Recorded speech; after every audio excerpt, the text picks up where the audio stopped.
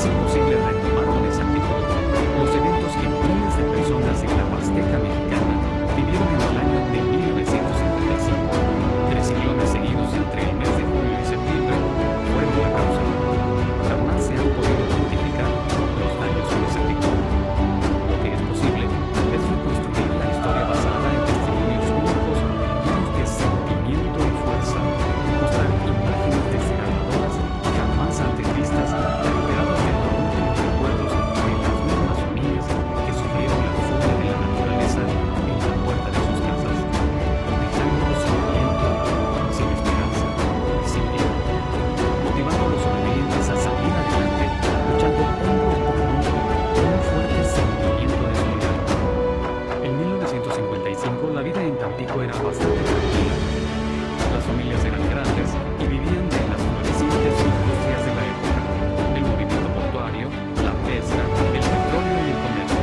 Tenían un puesto de frutas en el mercado Juárez que servía para mantener una familia honrada. Julio y agosto comenzaron una serie de lluvias torrenciales que hicieron presencia en varias partes del territorio tamaulipeco, que llevaron a aumentar el nivel de las presas, lagunas y ríos de manera Con esto, el río Tamesí y el Pánuco habían comenzado a crecer considerablemente.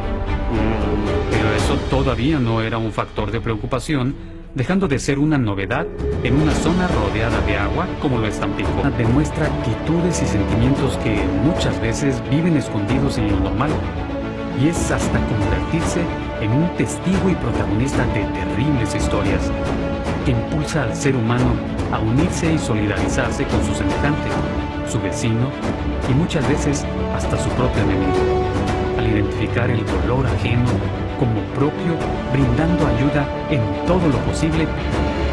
La referencia más antigua en la zona era la vivencia del ciclón de 1933. El ciclón de 1933 careció de nombre, pues fue hasta 1953 que el meteorólogo Clement Wager comenzó a nombrarlos con nombres de mujer para no confundirlos. En el ciclón del 33, los daños fueron considerables para ese entonces. Mucha lluvia, destrozos y aumento del nivel del agua.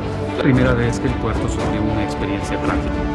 Incluso otro fenómeno similar se dejó sentir en la zona en 1951, que aunque se consideró intenso, no dejó en la medida de su extensión daños de consideración irreparables. La costumbre de estos huracanes no había dejado una idea de las dimensiones a las que podía llegar la destrucción. Sin embargo, jamás Tampico supo lo que era una tragedia hasta que el ciclón Hilda desató su furia. Las noches del 18 y 19 de septiembre serán recordadas por siempre como las más trágicas en la vida de los... Ya no existía. Una experiencia así nunca la había vivido una familia tan pequeña. Perderlo todo era sin duda difícil de superar. Sin embargo, perder a un familiar o a un amigo, sin duda, era una derrota. Muchas víctimas fueron arrastradas por la corriente del río, muchos cuerpos jamás se pudieron encontrar.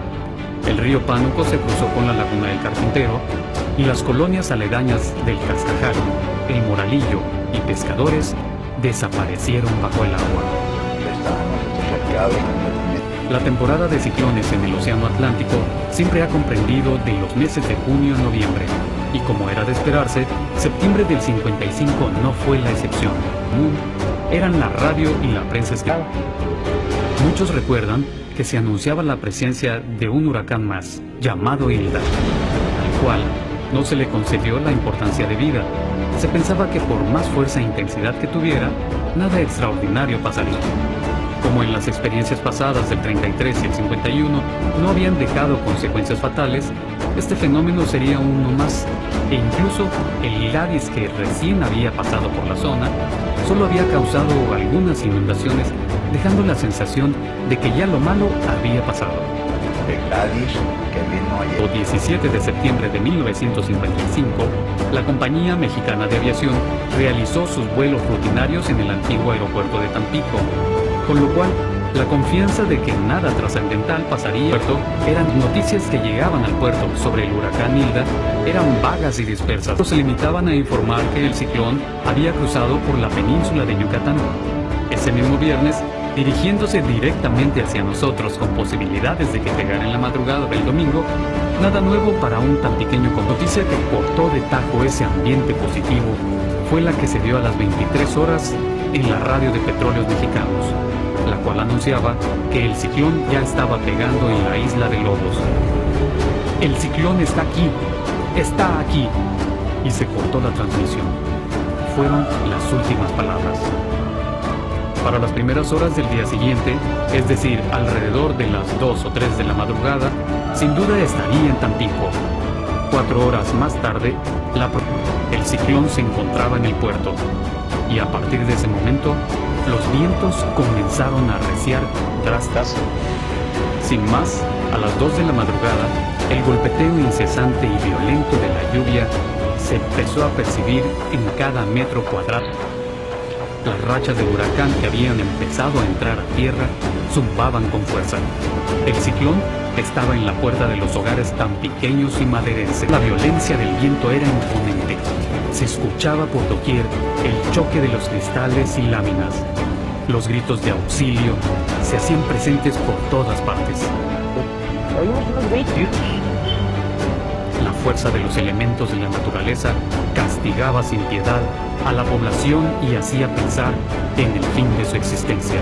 Cuando ya vimos situaciones muy difíciles, mis hermanos y yo, entonces los techos y todo, ¿no? Pues eran vientos muy fuertes. Mucha gente para esos momentos ya había perdido el techo o las ventanas de su casa, teniendo que refugiarse bajo una mesa o lo que pudieron encontrar. El intentar salir a la calle a pedir. En ese momento, la mayoría de los barcos que se encontraban amarrados en el muelle fiscal se desataron por la fuerza del siniestro, quedando a merced del viento y marea como si fueran barquitos de papel. Estaba precisamente en el ojo del huracán, el cual duró aproximadamente 2 horas. Hubo gente que en esos momentos, pensando que todo había terminado, dejó sus hogares o lo que quedaba de ellos para ir a refugiarse a sitios más seguros. Lamentablemente, el tiempo no les alcanzó y fueron embestidos por la furia del huracán, ya que la segunda parte del torbellino los sorprendió. Ahora el aire soplaba del lado opuesto, más violento y furioso que en un principio. Muchísimo. Incluso se alcanzaba a percibir remolinos de agua que seguían en movimiento a causa del viento. El sentimiento de pena, lástima, dolor e impotencia rey. Las bodegas de la aduana sin techo, casas destruidas, postes telefónicos y eléctricos en el suelo, anuncios destrozados, miles y miles de cables reventados, no había luz ni manera de comunicación. La ciudad estaba completamente aislada del resto del país. Sin duda muchos pensaron que verdaderamente lo peor había pasado, pero realmente apenas comenzaba lo terrible. El ciclón, pues, Una inundación sin precedentes que terminó de castigar la zona, ahogando a muchos. Y me recuerdo muy bien que don Manuel Guzmán Willy, ganadero, amigo. La zona ya había tenido muchos problemas antes del ciclón. Después de haber sufrido una gran sequía de casi 9 años en el mes de julio, empezaron torrenciales aguaceros tropicales día y noche. Pronto los cauces de los ríos se colmaron y rebasaron sus niveles. Inmensas murallas de agua aislaron por completo la ciudad. Sin embargo, el siguiente acontecimiento era increíble. Linda y luego eso fue ya y prácticamente se cerró la barra, o sea, el desfogue que tenía el río. Fue crecido y ese sí trajo también muchísima agua. Esta tormenta se convertiría en el ciclón categoría 3, tocando tierra el 29 de septiembre entre Nautla y Tuxpan, trayendo más agua a la zona, causando el desborde de la presa La Esperanza en Tampico, y los ríos Tamesí y Pánuco estaban completamente desbordados de sus cauces. Empezaron a avisar que las gentes El huracán Janet pasó a la historia como una verdadera maldición. Para muchos, su vida estaba arruinada. Dado en 1933. se taparon los mercados de Tampico. Y del mundo. La cuadrícula de las calles sin forma y llenas de lodo eran la nueva cara de Tampico y Ciudad Madero. Esa triste imagen seguía hasta llegar al canal de la Cortadura, donde sus cuarterías enteras estaban caídas sobre el canal, lo cual creaba una barrera que impedía el desahogo de la Me rizaba el pelo porque sabía uno lo que traía aquella agua. Aquella agua era desperdicio de todo. Cerca de la barra se observaba la magnitud de la tragedia. Los balnearios Piquío, el Pánuco, el Galveston, el Villa del Mar y el Casino Miramar se destruyeron casi en su totalidad. Por ser estos de madera, solo quedaron. Muchas familias intentaron huir de la ciudad. Para los pudientes, una opción que se vislumbraba era la de llegar al aeropuerto para tomar un vuelo de la Fuerza Aérea Mexicana a la Ciudad de México. Para el pueblo común, esto era imposible. Sin embargo, muy poco valió el dinero. Para esa época, Tampico finalizaba en lo que hoy se conoce como Zona Dorada. Después ya era carretera federal. La carretera a Monterrey se encontraba cortada a la altura de la gasolinera 7 Leguas, por lo que muchos se vieron en la necesidad de cruzar en lancha. La inundación ya en este punto tenía un nivel de 4 metros de altura. Desde la lancha, por un lado se podía ver el antiguo taller de la Caterpillar y por el izquierdo, la gasolinera 7 Leguas, punto referencial de la ciudad y que alguna vez estuvo unida por la carretera. Al llegar al aeropuerto, el problema no era tanto solicitar un pase a los miembros de la Fuerza Aérea Mexicana, sino que 2,000 personas intentaban hacer lo mismo. Tampico. Poder llegar a la aduana era necesario hacerlo en lanchas. Ver al edificio de la aduana repleto de damnificados era una escena terrible. Para muchas familias, los pasillos y corredores del segundo piso fueron su único hogar. Era evidente que la estructura presentaba grandes daños en el techo. Sus bodegas estaban sin láminas. Otro edificio afectado fue el de la Capitanía de Puerto, conocido como La Ballena. En medio de toda esta crisis y momentos de desesperación y terror, fue cuando tuvimos la presencia por 3 días del señor presidente de la República. Don Adolfo Ruiz, esta tierra de desastre, dictó disposiciones urgentes de acuerdo a la situación del puerto y de la zona, afirmando que venía aquí a sufrir con los tampiqueños. También el señor gobernador, don Horacio Terán, había estado trabajando incansablemente desde los primeros momentos. El 23 de septiembre llegan a pie sobrevivientes provenientes de los poblados de El Periquillo y El Caracol, afirmando que ambas poblaciones habían desaparecido. Para ese entonces, la suma de damnificados era asombrosa y sin precedentes. Casi 52.530 personas. De estas, cerca de 15.283 se encontraban en refugio. Muchos recuerdan el comunicado que hizo el senador Manuel Guzmán Willis, quien hizo un viaje de reconocimiento en helicóptero, meros rayos de luz al final de la tormenta. La ayuda de la comunidad internacional no tardó mucho en llegar, en especial de ánimo, y el aliento volvió a los tamaulipecos al ver llegar al ejército norteamericano en el portaaviones Saipan con 14 helicópteros y su valiente tripulación.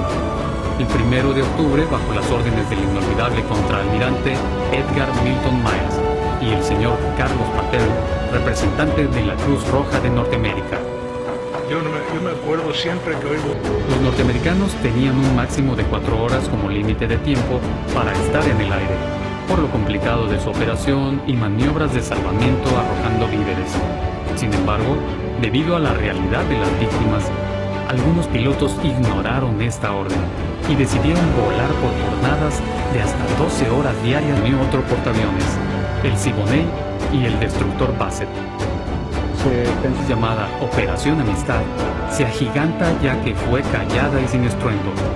Al igual que muchos hombres nacionales que sin tener nada que temer arriesgaron sus vidas y cooperaron de manera desinteresada en esta prueba tan dura para muchos tampiqueños. Una anécdota singular que pasó a la posteridad fue la del marino Robert Meadows, quien fue arrastrado por las corrientes del agua al caer del esquife donde iba. Eso fue en la calle de Aquiles Cerdán, dando gente de un lado a otro. Entonces se dieron cuenta que venía este marino en la corriente, lo subieron a la azotea donde estaban y según comentaron, para tranquilizarlo le dieron una copa de tequila y el muchacho le cayó muy bien, le gustó y pidió más tequila y se estuvo 3 días de pachanga ahí con los rescatistas. Lo dieron por muerto oficialmente después de eso, porque ya había pasado la ceremonia luctuosa y a alguien le habían entregado pues lo que le dieron, alguna cosa de sus pertenencias. Apareció este muchacho y todo el mundo. Toda la ayuda norteamericana es un recuerdo vivo en los corazones de las familias tan pequeñas al ver cómo sentimientos de frustración, la solidaridad y la tristeza fueron compartidos por estos hombres desinteresados y siempre callados, ayudando y brindando su amistad. Más adelante, el almirante Miles, en compañía de su esposa, recibió en la sala de cabildos del puerto de Tampico el águila azteca, enviada por el gobierno de la República. Él falleció pocos años después del 55. Fecha inolvidable para todos los tampiqueños. Fecha que ha pasado a formar parte del recuerdo histórico de la peor tragedia vivida en estas tierras.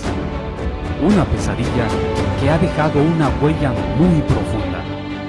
Una enseñanza que nunca olvidaremos y que hoy podrá servir para evitar sobre todo la pérdida de vidas humanas.